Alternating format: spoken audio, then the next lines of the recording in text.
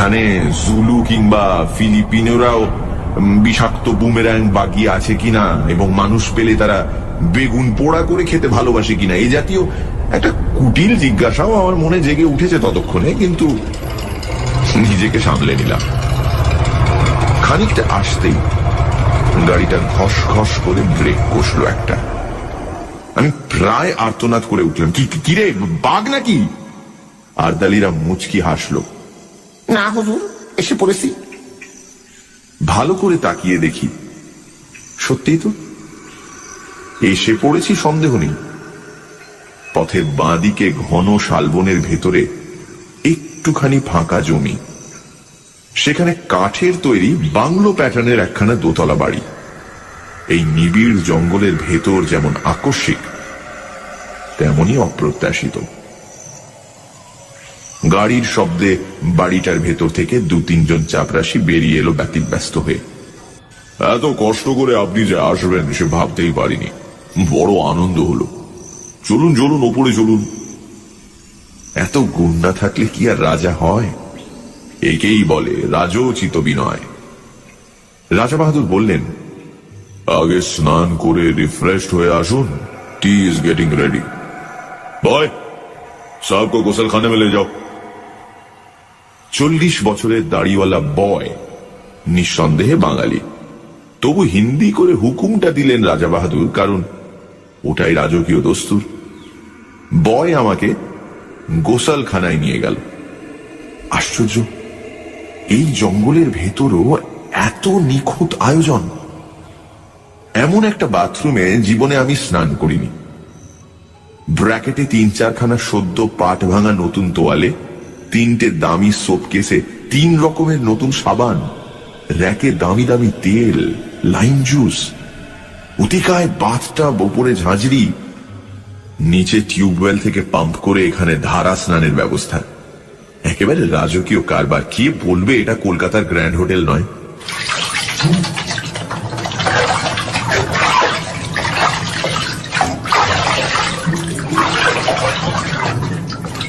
স্নান হয়ে গেল। ব্র্যাকেটে ধোপ দুরস্ত করা ফরাস ডাঙ্গার ধুতি, সিল্কের লুঙ্গি, আদির পাজামা। দামের দিক থেকে পাজামাটাই সস্তা মনে হলো, তাই পরে নিলাম। বয় বাইরেই দাঁড়িয়েছিল, নিয়ে গেল ড্রেসিং রুমে। ঘর জোড়া আয়না, পৃথিবীর যা কিছু প্রসাধনের জিনিস, কিছু আর বাকি নেই এখানে। ড্রেসিং রুম থেকে বেরুতে সোজা ডাক পড়ল রাজা বাহাদুরের লাউঞ্জে। রাজা বাহাদুর একখানা চেয়ারে চিত হয়ে শুয়ে ম্যানিলা চুরুট খাচ্ছিলেন। বললেন, আসুন, চা তৈরি। চায়ের বর্ণনা না করাই ভালো। চা, কফি, কোকো, ওভালটিন, রুটি, মাখন, পনির, চর্বিতে জমাট ঠান্ডা মাংস, কলা থেকে আরম্ভ করে পিচ পর্যন্ত প্রায় 10 রকমের ফল। সেই গন্ধমাদন থেকে যা পারি গোগ্রাসে গিলে চললাম আমি। রাজা বাহাদুর কখনো 1 টুকরো রুটি খেলেন, কখনো একটু ফল, অর্থাৎ কিছুই খেলেন না, শুধু পরপর কাপ 3 চা ছাড়া।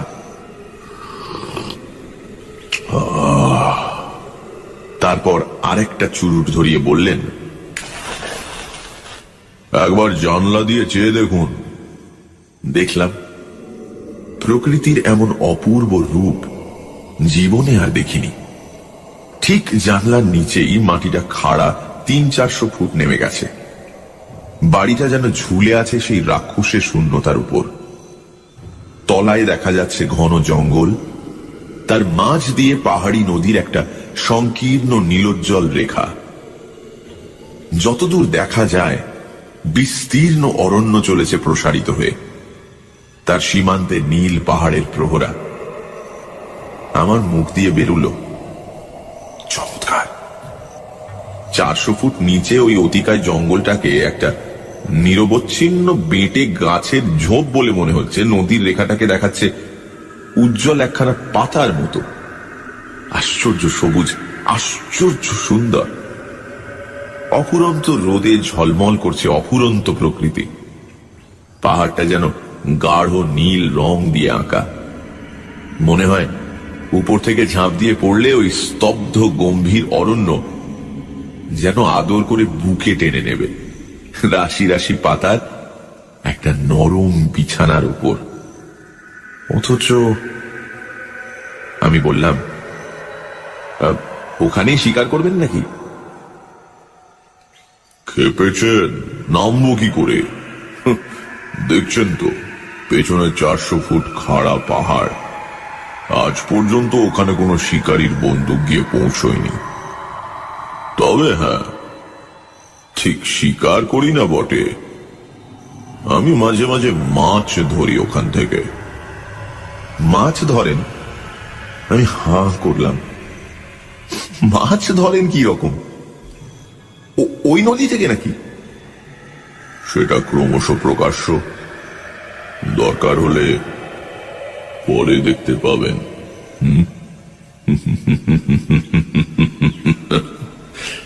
রাজা বাহাদুর রহস্যময় ভাবে মুখ টিপে হাসলেন। আপাতত শিকারের আয়োজন করা যাক, কিছু না জুটলে মাছের চেষ্টাই করা যাবে।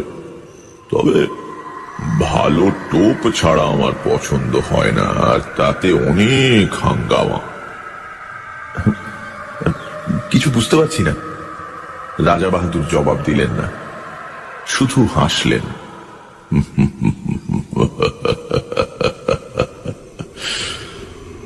তারপর ম্যানিলা চুরুটের খানিকটা সুগন্ধি ধোঁয়া ছড়িয়ে বললেন, আপনি রাইফেল ছুঁড়তে জানেন? বুঝলাম কথাটি চাপা দিতে চাইছেন। সঙ্গে সঙ্গে জিওভাকে দমন করে ফেললাম। এর পরে আর কিছু জিজ্ঞেস করাটা সঙ্গত হবে না, শোভনও নয়, সেটা কোর্ট ম্যানারের বিরোধী। রাজা বাহাদুর আবার বললেন, রাইফেল ছুঁড়তে পারেন? বললাম, ছেলেবেলায় এয়ার গান ছুঁড়েছি। রাজা বাহাদুর হেসে উঠলেন, তা বটে, আপনারা কবি মানুষ, ওসব অস্ত্র শস্ত্রের ব্যাপার আপনাদের মানায় না। আমি অবশ্য 12 বছর বয়সে রাইফেল হাতে তুলে নিয়েছিলাম। আপনি চেষ্টা করে দেখুন না, কিছু শক্ত ব্যাপার নয়। উঠে দাঁড়ালেন রাজা বাহাদুর, ঘরের একদিকে এগিয়ে গেলেন। তাকে অনুসরণ করে আমি দেখলাম এ শুধু লাউঞ্জ নয়, রীতিমতো একটা ন্যাচারাল মিউজিয়াম এবং অস্ত্রাগার। খাওয়ার টেবিলেই নিমগ্ন ছিলাম বলে এতক্ষণ দেখতে পাইনি, নইলে এর আগেই চোখে পড়া উচিত ছিল। চারিদিকে সারি সারি নানা আকারের আগ্নেয়াস্ত্র, গোটা চারেক রাইফেল, ছোট বড় নানা রকম চেহারা। একটা হুকের সঙ্গে খাপে আঁটা একজোড়া রিভলভার ঝুলছে, তার পাশেই ঝুলছে খোলা একখানা লম্বা শেফিল্ডের তলোয়ার। সূর্যের আলোর মতো তার ফলার নিষ্কলঙ্ক রং। মোটা চামড়ার বেল্টে ঝকঝকে পেতলের কার্তুজ, রাইফেলের, রিভলভারের। জরিদার খাপে খানতিনেক নেপালি ভোজালি, আর দেয়ালের গায়ে হরিণের মাথা, ভালুকের মুখ, নানা রকমের চামড়া, বাঘের, সাপের, হরিণের, গো সাপের। একটা টেবিলে অতিকায় হাতির মাথা, দুটো বড় বড় দাঁত এগিয়ে আছে সামনের দিকে।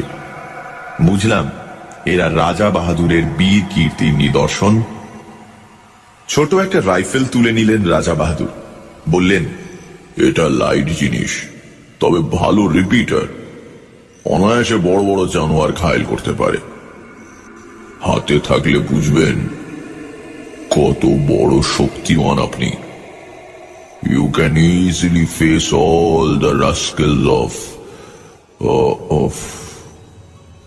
হঠাৎ তার চোখ ঝকঝক করে উঠল, মৃদু হাসিটা মিলিয়ে গিয়ে শক্ত হয়ে উঠল মুখের পেশিগুলো। And a rival. মুহূর্তে বুকের রক্ত হিম হয়ে গেল আমার। রাজা বাহাদুরের দু চোখে বন্য হিংসা। রাইফেলটা এমন শক্ত মুঠিতে বাগিয়ে ধরেছেন যেন সামনে কাউকে গুলি করবার জন্য তৈরি হচ্ছেন তিনি। উত্তেজনার ঝোঁকে আমাকেই যদি লক্ষ্যভেদ করে বসেন, তাহলে আতঙ্কে দেওয়ালে ঠেস দিয়ে দাঁড়িয়ে গেলাম আমি। কিন্তু ততক্ষণে মেঘ কেটে গেছে। রাজা রাজড়ার মেজাজ। রাজা বাহাদুর হাসলেন।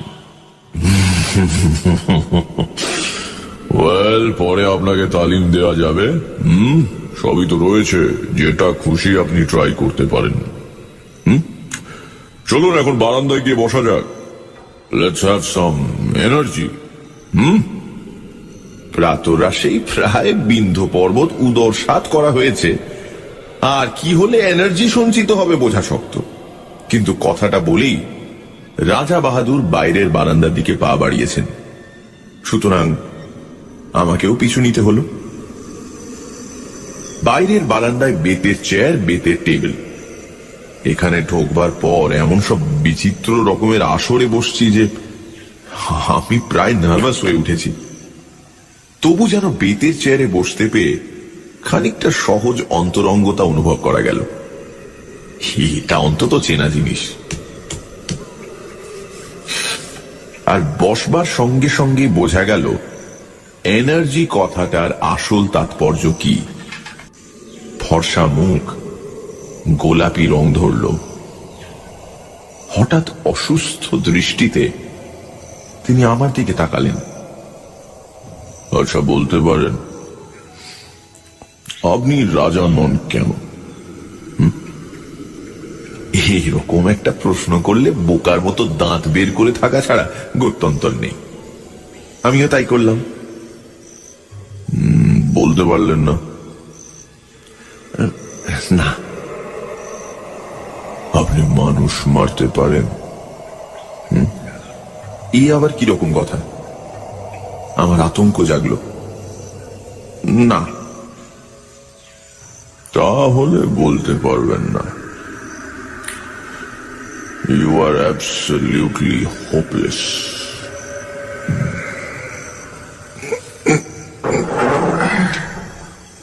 উঠে দাঁড়িয়ে ঘরের দিকে পা বাড়ালেন রাজা বাহাদুর।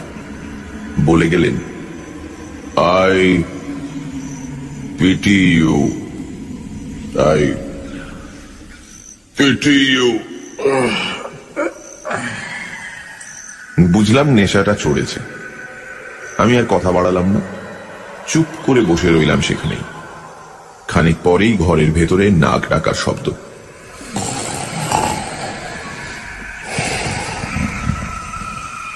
তাকিয়ে দেখি তার লাউঞ্জের সেই চেয়ারটায় হাঁ করে ঘুমোচ্ছেন রাজা বাহাদুর। মুখের কাছে কতগুলো মাছি উঠছে ভন ভন করে। শিকারের প্রথম অভিজ্ঞতা। জঙ্গলের ভেতর বসে আছি মোটরে। দুটো তীব্র হেডলাইটের আলো পড়েছে সামনের সংকীর্ণ পথে আর দুধারের শালবনে। ওই আলোর রেখার বাইরে অবশিষ্ট জঙ্গলটায় যেন প্রেতপুরীর জমাট অন্ধকার। রাত্রির তমসায় আদিম হিংসা সজাগ হয়ে উঠেছে চারিদিকে। অনুভব করছি সমস্ত স্নায়ু দিয়ে এখানে হাতির পাল ঘুরছে দূরের কোনো পাহাড়ের পাথর গুঁড়িয়ে গুঁড়িয়ে। ঝোপের ভেতরে অজগর প্রতীক্ষা করে আছে অসতর্ক শিকারের আশায়। আসন্ন বিপদের সম্ভাবনায় উৎকর্ণ হয়ে আছে হরিণের পাল। আর কোনো একটা খাদের ভেতরে জলজল করছে ক্ষুধার্ত বাঘের চোখ। কালো রাত্রিতে জেগে আছে কালো অরণ্যের প্রাথমিক জীবন। রোমাঞ্চিত ভীত প্রতীক্ষায় চুপ করে বসে আছি মোটরের মধ্যে, কিন্তু হিংসার রাজত্ব শালবন ডুবে আছে একটা আশ্চর্য স্তব্ধতায়। শুধু কানের কাছে অবিশ্রান্ত মশার গুঞ্জন ছাড়া আর কোনো শব্দ নেই। ওই রেখাটা পেরুবার দুঃসাহস করলেই রাইফেল গর্জন করে উঠবে। কিন্তু জঙ্গলের সেই আশ্চর্য স্তব্ধতা। অরণ্য যেন আজ রাত্রে বিশ্রাম করছে। একটি রাত্রের জন্য ক্লান্ত হয়ে জানোয়ারগুলো ঘুমিয়ে পড়েছে খাদের ভেতরে, ঝোপের আড়ালে। কেটে চলেছে মন্থর সময়। রাজা বাহাদুরের হাতের রেডিয়াম ডায়াল ঘড়িটা একটা সবুজ চোখের মতো জ্বলছে। রাত 1:30 পেরিয়ে গেছে। ক্রমশ উসকুস করছেন উৎকীর্ণ রাজা বাহাদুর। না, হোপলেস, আজ আর পাওয়া যাবে না। বহু দূর থেকে একটা তীক্ষ্ণ গম্ভীর শব্দ, হাতির ডাক, ময়ূরের পাখা ঝাপটানি চলছে মাঝে মাঝে। এক ফাঁকে একটা পেঁচা চেঁচিয়ে উঠল। রাত্রি ঘোষণা করে গেল শেয়ালের দল। কিন্তু কোথায় বাঘ, কোথায় বা ভাল্লুক? অন্ধকার বনের মধ্যে দ্রুত কতগুলো ছুটন্ত খুরের আওয়াজ। পালিয়ে গেল হরিণের পাল। কিন্তু কোনো ছায়া পড়ছে না আলোকবৃত্তের ভেতরে। মশার কামড় যেন অসহ্য হয়ে উঠেছে। বৃথাই গেল রাতটা। রাজা বাহাদুরের কণ্ঠস্বরে পৃথিবীর সমস্ত বিরক্তি ভেঙে পড়ল। ডেভিলস লাক। সিটের পাশ থেকে একটা ফ্লাস্ক তুলে নিয়ে ঢক ঢক করে ঢাললেন গলাতে। ছড়িয়ে পড়ল হুইস্কির কটু গন্ধ। Thank heavens. রাজা বাহাদুর হঠাৎ নড়ে বসলেন চকিত হয়ে। নক্ষত্র বেগে হাতটা চলে গেল রাইফেলের ট্রিগারে। শিকার এসে পড়েছে। আমিও দেখলাম বহু দূর থেকে আলোর রেখাটার ভেতর কি একটা জানোয়ার দাঁড়িয়ে আছে স্থির হয়ে। এমন একটা জোরালো আলো চোখে পড়াতে কেমন দিশেহারা হয়ে গেছে। তাকিয়ে আছে এই দিকে। দুটো জোনাকির বিন্দুর মতো চিকচিক করছে তার চোখ। রাইফেল থেকে হাত সরিয়ে নিলেন রাজা বাহাদুর, কিন্তু পর মুহূর্তে চাপা উত্তেজিত গলায় বললেন, থাক, আর ছুঁচোই মারব। দুম করে রাইফেল গর্জন করে উঠল। কানে তালা ধরে গেল আমার। বারুদের গন্ধে বিস্বাদ হয়ে উঠল নাসারন্ধ্র।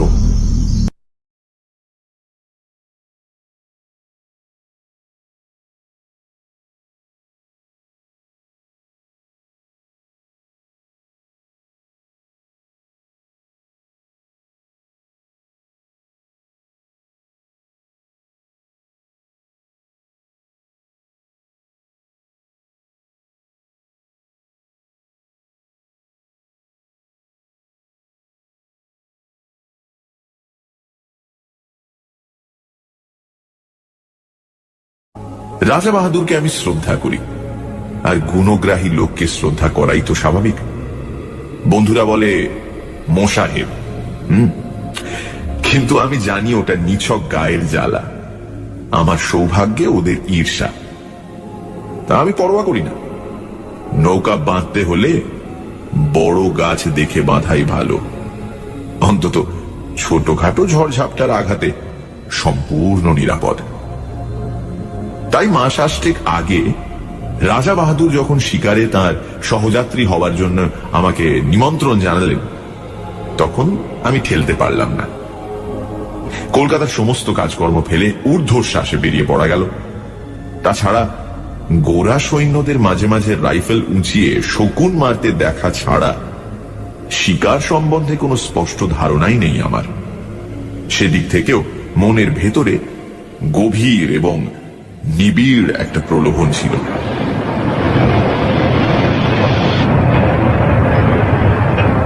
জঙ্গলের ভেতরে ছোট একটা রেল লাইনে আরো ছোট একটা স্টেশনে গাড়ি থামল।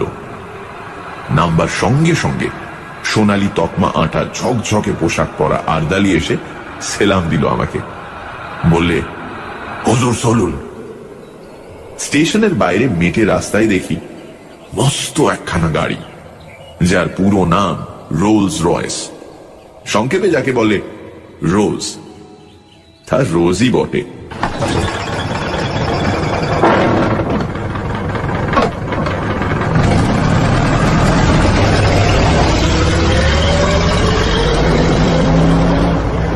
মাটিতে চললো না রাজহাঁসের মতো হাওয়ায় ভেসে গেল, সেটা ঠিক ঠাহর করে উঠতে পারলাম না। চামড়ার খটখটে গদি নয়, লাল মখমলের কুশন।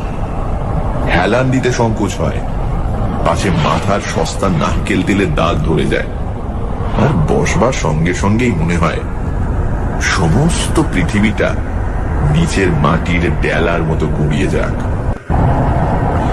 ফরেস্টই বটে, পথের ওপর থেকে সূর্যের আলো সরে গেছে, এখন শুধু শান্ত আর বিষণ্ণ ছায়া।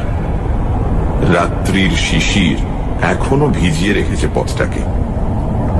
রোজের নিঃশব্দ চাকার নিচে মড়মড় করে সাড়া তুলছে শুকনো শালের পাতা। বাতাসে গুঁড়ো গুঁড়ো বৃষ্টির মতো শালের ফুল ঝরে পড়ছে পথের পাশে, উড়ে আসছে গায়ে। কোথা থেকে চকিতের জন্য ময়ূরের তীক্ষ্ণ চিৎকার ভেসে এলো। দুপাশে নিবিড় শালের বন, কোথাও কোথাও ভেতর দিয়ে খানিকটা দৃষ্টি চলে, কখনো কখনো বুনো ঝোপে আচ্ছন্ন। মাঝে মাঝে এক এক টুকরো কাঠের গায়ে লেখা 1935, 1940। মানুষ বনকে শুধু উচ্ছন্ন করতে চায় না, তাকে বাড়াতেও চায়। এই সব প্লটে বিভিন্ন সময় নতুন করে শালের চারা রোপণ করা হয়েছে, এ তারই নির্দেশ। বনের রূপ দেখতে দেখতে চলেছি। মাঝে মাঝে ভয় যে করছিল না এমন নয়। এই ঘন জঙ্গলের মধ্যে হঠাৎ যদি গাড়ির ইঞ্জিন খারাপ হয়ে যায়, আর তাক বুঝে যদি লাফ মারে একটা বুনো জানোয়ার, তাহলে তাহলে পকেটের ফাউন্টেন পেনটা ছাড়া আত্মরক্ষার আর কোন অস্ত্র টস্ত্র সঙ্গে নেই। শেষটায় আর থাকতে না পেরে জিজ্ঞাসা করে বসলাম, আরে এখানে বাঘ আছে? ওরা অনুকম্পার হাসি হাসলো। হ্যাঁ হুজুর। ভালুক? রাজা রাজরার সহবত, কাজেই যতটুকু জিজ্ঞাসা করব ঠিক ততটুকুই উত্তর। ওরা বলল, হ্যাঁ হুজুর। অজগর সাপ? জি মালিক। প্রশ্ন করার উৎসাহ ওই পর্যন্তই এসে থেমে গেল আমার।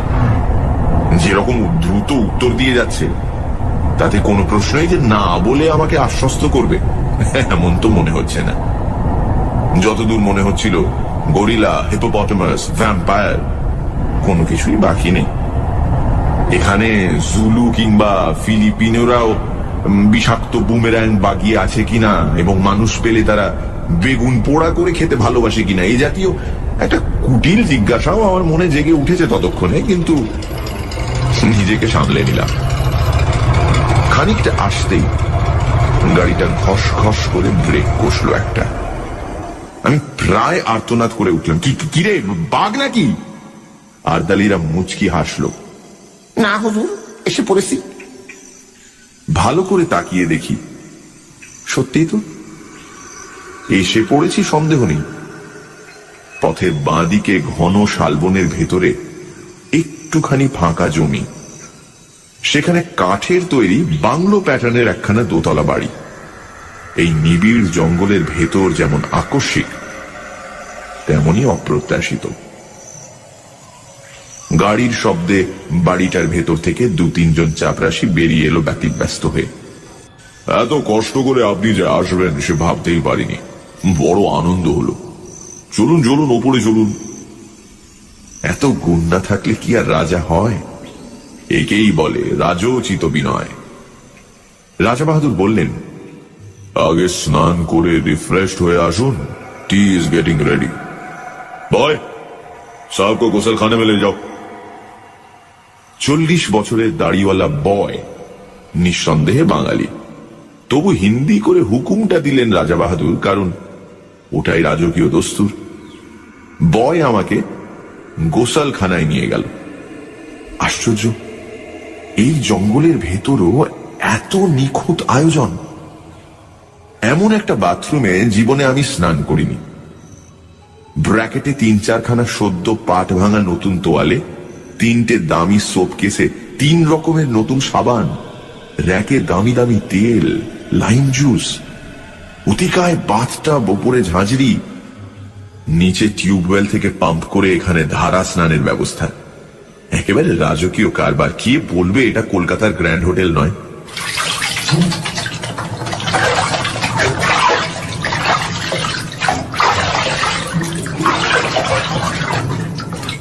স্নান হয়ে গেল। ব্র্যাকেটে ধোপ দুরস্ত করা ফরাস ডাঙার ধুতি, সিল্কের লুঙ্গি, আদ্যির পাজামা। দামের দিক থেকে পাজামাটাই সস্তা মনে হলো, তাই পরে নিলাম। বয় বাইরেই দাঁড়িয়েছিল, নিয়ে গেল ড্রেসিং রুমে। ঘর জোড়া আয়না, পৃথিবীর যা কিছু প্রসাধনের জিনিস, কিছু আর বাকি নেই এখানে। ড্রেসিং রুম থেকে বেরুতে সোজা ডাক পড়ল রাজা বাহাদুরের লাউঞ্জে। রাজা বাহাদুর একখানা চেয়ারে চিত হয়ে শুয়ে ম্যানিলা চুরুট খাচ্ছিলেন। বললেন, আসুন, চা তৈরি। চায়ের বর্ণনা না করাই ভালো। চা, কফি, কোকো, ওভালটিন, রুটি, মাখন, পনির, চর্বিতে জমাট ঠান্ডা মাংস, কলা থেকে আরম্ভ করে পিচ পর্যন্ত প্রায় 10 রকমের ফল।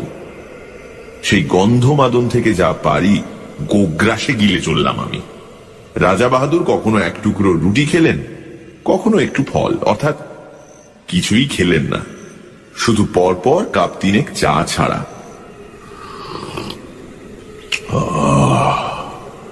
তারপর আরেকটা চুরুট ধরিয়ে বললেন,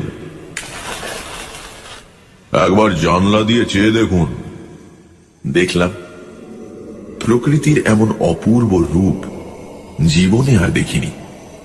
ঠিক জানলার নিচেই মাটিটা খাড়া 300-400 ফুট নেমে গেছে। বাড়িটা যেন ঝুলে আছে সেই রাক্ষসের শূন্যতার উপর। তলায় দেখা যাচ্ছে ঘন জঙ্গল, তার মাঝ দিয়ে পাহাড়ি নদীর একটা সংকীর্ণ নীলোজ্জ্বল রেখা। যতদূর দেখা যায় বিস্তীর্ণ অরণ্য চলেছে প্রসারিত হয়ে, তার সীমান্তে নীল পাহাড়ের প্রহরা। আমার মুখ দিয়ে বেরুল, চমৎকার। 400 ফুট নিচে ওই অতিকায় জঙ্গলটাকে একটা নিরবচ্ছিন্ন বেঁটে গাছের ঝোপ বলে মনে হচ্ছে। নদীর রেখাটাকে দেখাচ্ছে উজ্জ্বল একখানা পাতার মতো। আশ্চর্য সবুজ, আশ্চর্য সুন্দর। অফুরন্ত রোদে ঝলমল করছে অফুরন্ত প্রকৃতি। পাহাড়টা যেন গাঢ় নীল রং দিয়ে আঁকা। মনে হয় উপর থেকে ঝাঁপ দিয়ে পড়লে ওই স্তব্ধ গম্ভীর অরণ্য যেন আদর করে বুকে টেনে নেবে, রাশি রাশি পাতার একটা নরম বিছানার উপর। অথচ আমি বললাম, ওখানেই শিকার করবেন নাকি? খেপেছেন? নামবো কি করে? দেখছেন তো পেছনে 400 ফুট খাড়া পাহাড়। আজ পর্যন্ত ওখানে কোনো শিকারীর বন্দুক গিয়ে পৌঁছয়নি। তবে হ্যাঁ, ঠিক শিকার করি না বটে, আমি মাঝে মাঝে মাছ ধরি ওখান থেকে। মাছ ধরেন? আমি হাঁ করলাম। মাছ ধরেন কি রকম? ওই নদী থেকে নাকি? সেটা ক্রমশ প্রকাশ্য, দরকার হলে পরে দেখতে পাবেন।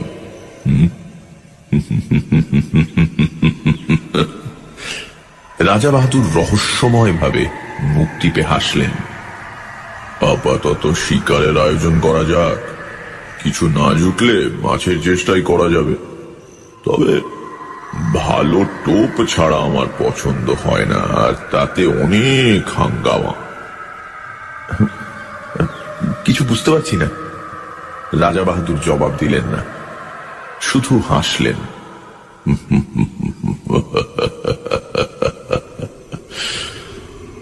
তারপর ম্যানিলা চুরুটের খানিকটা সুগন্ধি ধোঁয়া ছড়িয়ে বললেন, আপনি রাইফেল ছুঁড়তে জানেন? বুঝলাম কথাটি চাপা দিতে চাইছেন।